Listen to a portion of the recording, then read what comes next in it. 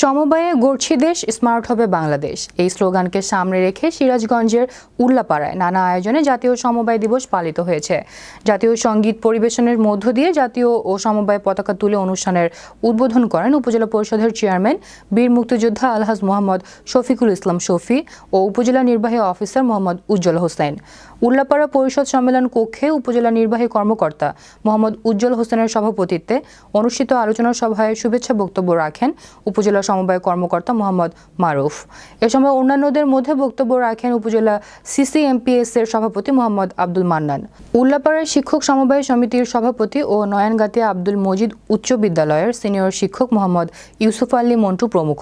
আলোচনা সভা শেষে সমবায়ের মাধ্যমে দেশে বিভিন্ন ক্ষেত্রে অবদান রাখায় স্থানীয় সংগঠনের সদস্যবৃন্দকে সম্মাননা ক্রেস্ট ও উপকারভোগীদের মধ্যে নগদ অর্থ প্রদান করা হয়।